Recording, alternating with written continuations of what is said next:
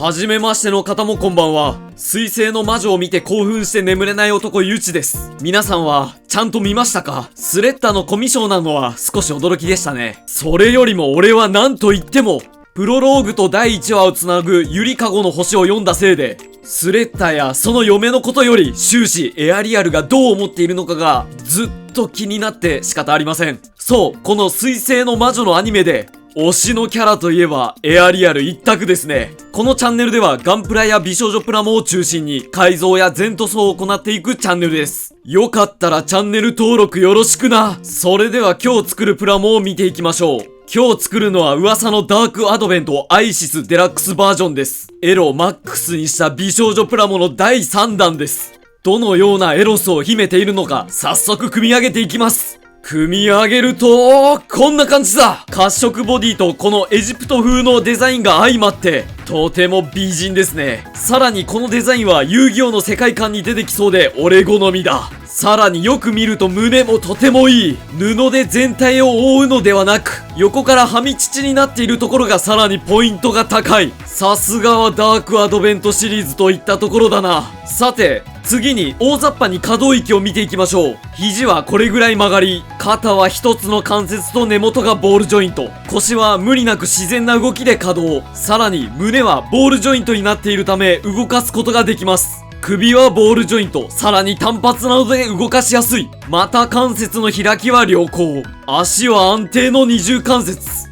足首は根元の関節で角度調整、さらにつま先が可動。腕の装飾品は根元がロールで回転、さらに上下で可動。太ももの飾りは上下に可動。前のスカートも上下に可動。これで足の可動の邪魔にはならない。腕や足首についているリングはホールドされていないため触ると動きます。一気に可動域を見ていきましたがどうでしたか？このプラも常時色々と装備していますが、その装備が邪魔にならないように可動し、美少女自体もよく動くのでとてもいい可動域を実現しています。さてここからは付け替えパーツ。髪の毛は全部で3種類、手のパーツはなんと9種類あります。顔パーツは全部で5種類、1つはのっぺらぼう、そしてちゃんとお見せすることができない胸パーツ2種類。足はなんと走行状態の他に生足があります。さらに顔に取り付ける用のマスクがあります。スカートには装飾ありとなしの2種類。さらにこの後出てくるラブセスと合体するための腰アーマー。ラブセスと合体しない場合はこの人玉を装備してアイシスの腰に取り付けます。それではその噂の旦那ラブセス12世を見ていきましょう。ラブセス12世はこんな感じなんでしょうね。カラーリングとかが相まってトランスフォーマーに出てきそうです。このラブセス12世はアイシスの亡くなった旦那らしく、死んでなお嫁を守りに来る。なんかいいですね。しかも死んでも下半身はたくましいまま、素晴らしいですね。このラブセスとアイシスは合体もしますからね。夫婦の仲も円満なんでしょう。それではまずその合体形態から見ていきましょう。まずは先ほど紹介したこの人玉を外したところにラブセスの腕を取り付けます。全体を見るとこんな感じ。完全になんかのスタンドの能力者みたいになってますね。さらにラブセスの全身を合体させる形態があります。取り付けは簡単。関節を挟んで腰にそのまま取り付けるだけ。取り付けたアイシスとラブセスがこんな感じだ。女神デバイスやフレームアームズガールなどの合体機能や走行取り付け機能などの複雑さはなく、組み替えがとても簡単です。ここまで合体機能としてのラブセスを紹介してきましたが、こいつ単体でも色々と動かすことができます。それではまたサクッと可動域を見ていきましょう。まず首の根元はボールジョイント、さらに関節が仕込まれているので顎を突き出せます。髪の毛みたいなのは上下に可動、胸元は一部走行展開、腕は多重関節になっているので大きく可動、さらに根元はボールジョイントなので回せます。肩は胸元と同じく走行展開可能です。そしてなんといっても指。各指の関節は全て二重関節になっており、さらに根元はロール可動。これで握ったり色々な指のポーズを取らせることができます。下の触手は前後に可動。さらに一番上の装飾部分はロールで回転します。最後に交換パーツ。表情はなんと5つ。そしてラブセンスの下の方につくあれですよ。たくましすぎやしませんかね。さらにこの棒はアイシスにも装備可能。これにより紳士の楽しみが一気に広がっていきます。さらにこのラブセウス12世は変形ができます。最後に棺形態の変形を一気に見ていきましょう。一見複雑そうに見える変形だが複雑だぜ。ただ関節を痛めたりどこかを破損させてしまうような無理のある変形ではないので、いじっていて割と楽しかったです。そしてこの棺形態、プラの塗り分けが結構されているのでいい感じですよね。でももしもこの状態でアイシスの後ろにくっついてくると、なんか急にドラクエ感が出てきそうですね。それでは最後に個人的に気になった部分を見ていきましょう。なんといってもこの動かせる胸。動かせるのはいいのですが結構取れやすいんです。そして何よりもこれ1個外れると連鎖的になんか全部外れます。素組みをしていてちょっとイライラしたポイントですね。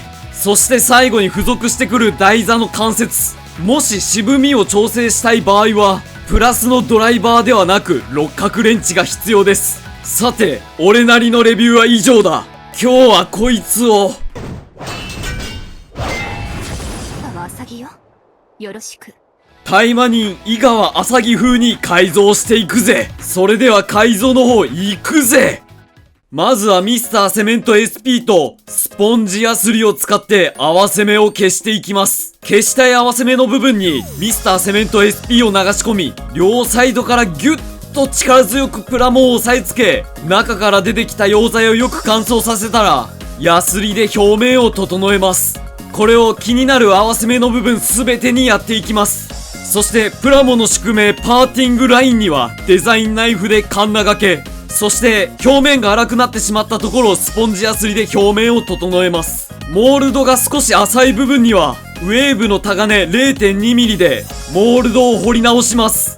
そして彫った後のところには少し表面が荒れてしまうのでスポンジヤスリなどで表面を整えます。さあ準備運動はここまで。ここからはこのタミヤエポキシ造形パテを使って大魔人のスーツを作っていく。シャーペンで一度スーツのラインを描いたらパテをちまちまと持っていく。そしてよく乾燥させたらヤスリで削りながらサーフェーサーを塗り表面をチェックし、良さそうなら次のスーツラインを持っていく。こういう細かいライン作りは一気にやろうとすると失敗してしまうため、少しずつやっていくのがうまくいくコツです。そしてパテ盛りとサーフェーサーによる表面チェックを繰り返したのがこんな感じ。いいボディになってきましたね。次に腕を見ましょう。腕もお腹周りと同じように作るのですが、アクションフィギュアなどを見ると肘あたりが少し装甲っぽくなっているので、肘周りを厚くパテ盛りします。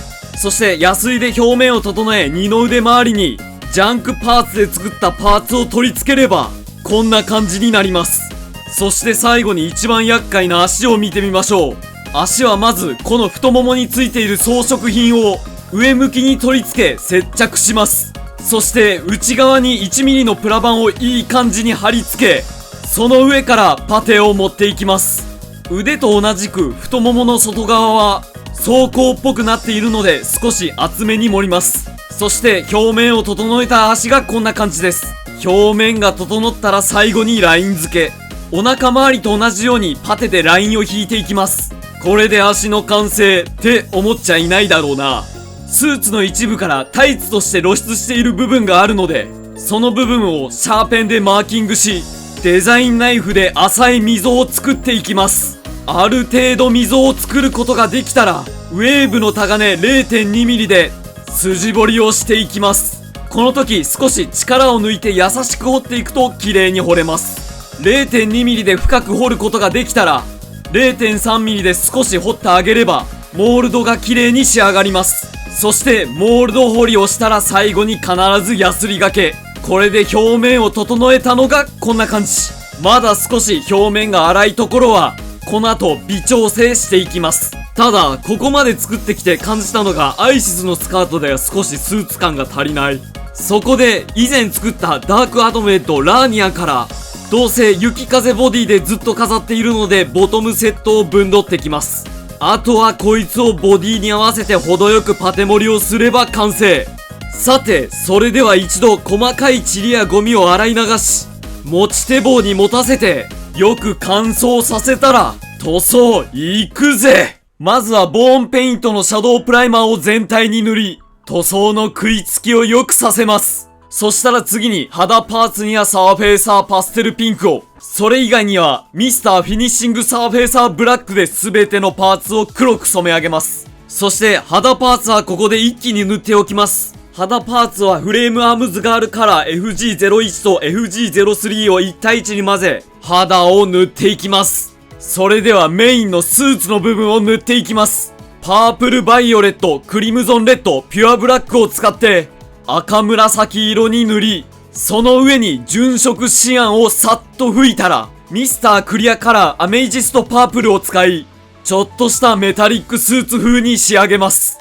塗ったスーツたちがこんな感じ。スーツの色を塗ったらぐっとアサギ先生に近づいてきた気がします。だが、アサギのアクションフィギュアなどを見ると、スーツにはもう一色違う紫色が入っているため、よく乾燥させたら、マスキングテープを貼り、スーツの塗り分けをします。スーツの下地には先ほどのスーツと同じ下地の色を使い、その上に純色マゼンタをさっと塗り、先ほどとは違う紫感を出します。仕上げは先ほどと同じくミスタークリアカラー、アメイジストパープルを塗ります。これでいい感じにスーツなどの塗り分けが完成。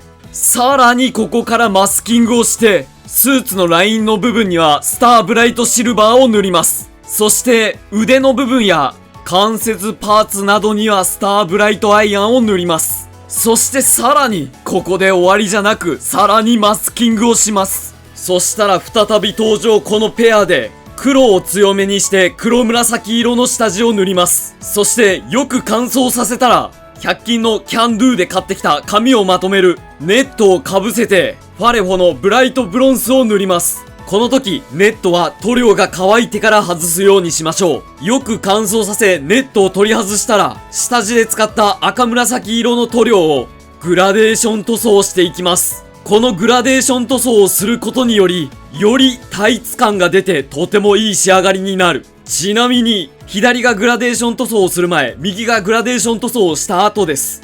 いいタイツでしょう。ここに、艶消しとクリアを1対1に混ぜたものを仕上げに塗っておきます。その他のスーツの部分には、タイツ塗装をする前などに、クリア単体で塗っておきました。そして、美少女ばかりでしたが、ラブレス12世も塗っていきます。溝になっている部分は、一つ目のタイマニンスーツの色を塗っておきました。そこに細かいですがマスキングをし、しつこいぐらいの再びの登場。この3色を使って、明るい黒紫色、暗い黒紫色、そしてその中間ぐらいの紫色を使って、装甲パーツ類を塗り分けます。そしてボディの少し出っ張っている部分には、セミグロスブラックを塗ります。胸の中央に来るパーツなどには、セミグロスブラックの上から純色マゼンタを塗っておきます。これで大体のエアブラシによる塗装は終了。ここからは筆などによる部分塗装。ところどころについている目っぽい感じの形のやつ。このくぼんだモールドのところには、エナメル塗料のブラックを塗ります。ラブレスの装甲パーツには、墨入れブラックを塗ります。はみ出してしまった部分はエナメル薄め液で拭き取っていきます。股などにつく装飾品の人形には、ふんどしの部分にブラックとメタルグレイを混ぜて塗り分けをしておきます。口元にはエナメル塗料のレッドとピンクを混ぜ、塗っていきます。そして大体はみ出るのでエナメル薄め液を使って、口元を調整します。そしてフェイスデカールは付属しているデカールを使います。デカールを貼り終わったらチーク。100均で買ってきた化粧品で顔にチークを入れていきます。そして最後にトップコート。タイマニンスーツなどには途中でトップコートを吹いていたのでいいとして、ラブセス12世や顔にはクリアと艶消しを1対1に混ぜ塗っていきます。さて最強のタイマニンの力を見せてやる。